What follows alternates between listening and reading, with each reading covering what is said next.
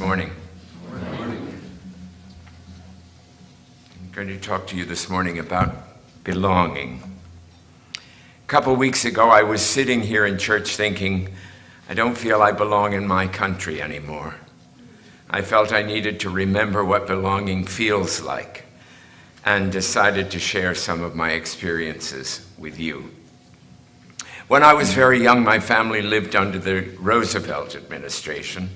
And although we were at war, my world felt calm, safe, and secure. One Easter when I was 4, our Jewish landlady, Mrs. Rosen, knocked at our door and handed my mother 3 red hard-boiled eggs. "I'm not a believer," she said, "but I know the story of your Jesus and dyed these eggs in my borscht for Alan's basket." When I graduated from college in 1962, Eleanor Roosevelt came to speak. And when she was finished, she asked if anyone had any questions.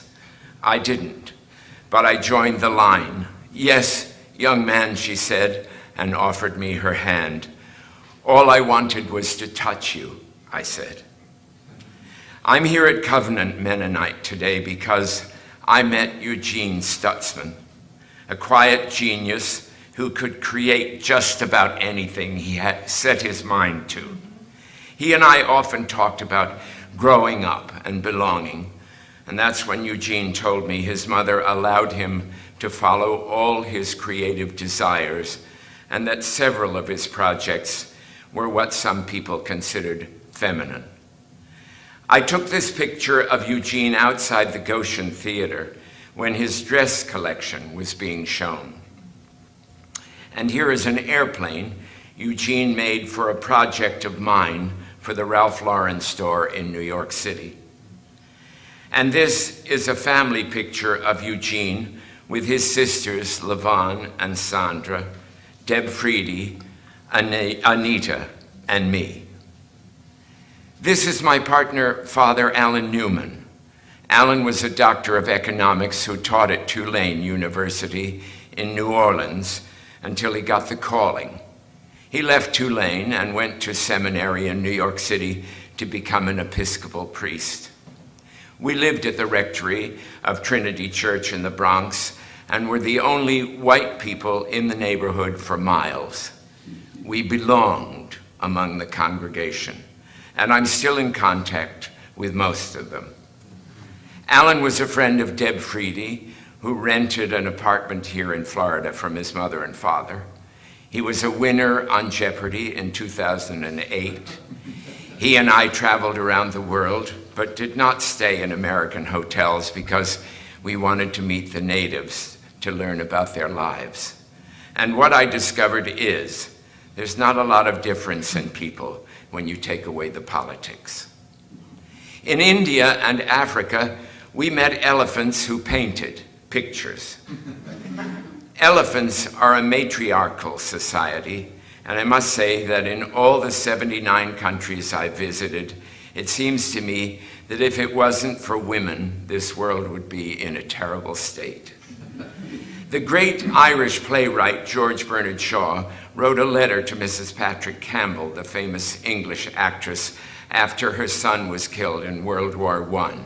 And he said, "We are waging a war that no one will win.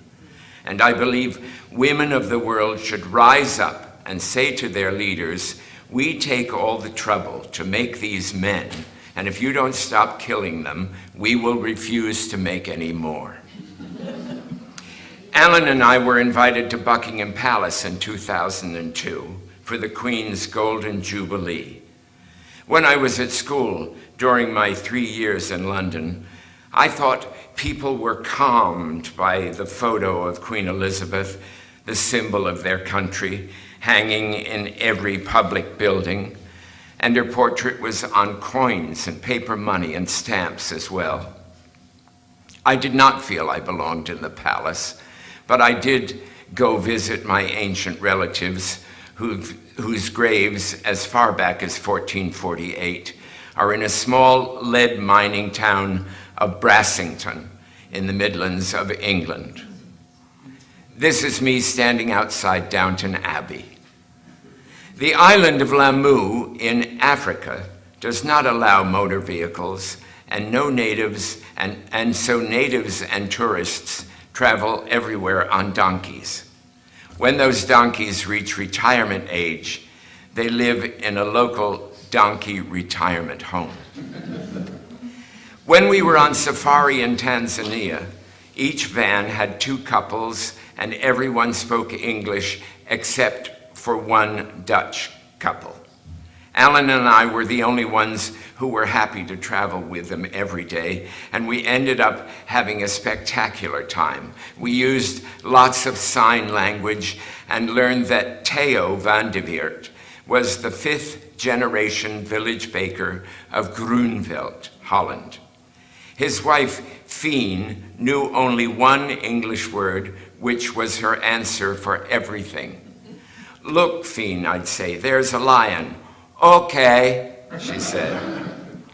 Alan and I spent every day with them, and afterward they came to visit us in the States several times, and we visited them in their home, especially on Dutch holidays. The dodo had no natural enemies before humans arrived on their island of Mauritius in 1589. The birds lived such a peaceful life, they were overly trusting and actually waddled up to the Dutch sailors, unaware the strange creatures intended to kill and eat them. And because of their peaceful ways, the dodo became extinct only 65 years later. For a laugh, this is me singing and dancing on Broadway like a peaceful dodo in 1980. At about the same time the dodos were becoming extinct, Dirk Willems, the Dutch Anabaptist, escaped from prison and would have got free, but turned back to save her pursuer who'd fallen through the ice. And he knew that if he was recaptured, he would be killed for his beliefs. One afternoon, as we were coming back from our African safari, it gets extremely hot in the afternoon, so guides break up the day. We return to the lodge and go out later when the weather cools down. Our van was the first in a line, and we rounded a corner and were stopped by a very large elephant blocking our path. It rocked back and forth on its legs as it raged before us, and we couldn't pass. By the side of the road, there was a second elephant lying dead in the grass. "The dead one is the elephant's mate," said our driver. "It was killed by poachers for its ivory." He opened his door and placed one foot on the running board, ready to run if the elephant charged. "Stay quiet," he whispered. "The elephant is very upset, and any sudden noise could cause the elephant to attack us." He eased himself further out the door. "She is in mourning and hasn't left her mate since yesterday. An elephant is a very sensitive creature, and we must respect her feelings. Do nothing that will provoke her, for if she charges our vehicle, we will surely be crushed to death." People in the vans behind us were snapping photos, calling and laughing as the elephant cried in her dance. And I thought, we don't realize how our choices affect other lives, either as positive or negative. And at that moment, Father Newman slid his door open and slipped outside. I followed behind him automatically. It was either instinct or stupidity. Alan went and knelt beside the dead elephant to pray. "The Lord be with you," he said, "and also with you," I answered. "Our Father, who art in heaven, hallowed be thy name. Thy kingdom come, thy will be done on earth as it is in heaven. Give us this day our daily bread, and forgive us our trespasses as we forgive those who trespass against us. Lead us not into temptation, but deliver us from evil.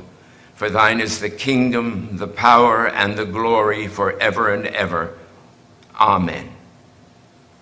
Then we walked quietly back to the van without looking up. It wasn't until we were inside that we looked through the windshield and saw that the elephant had left the road. She was standing quietly behind a shaft of leaves, looking out at us as if she'd shared Father Newman's God and understood his prayer. The caravan was silent. Our driver closed his door and drove beside the grieving elephant toward camp. It says in the Bible that when Lot's wife looked back, she was turned into a pillar of salt. But I'm thinking that perhaps it was only her amazement at watching the burning and destruction of everything she knew. And perhaps these days I am the pillar of salt. But then, when I looked back, the elephant was continuing to watch us from among the leaves. And then we turned another corner, and the elephant was out of sight.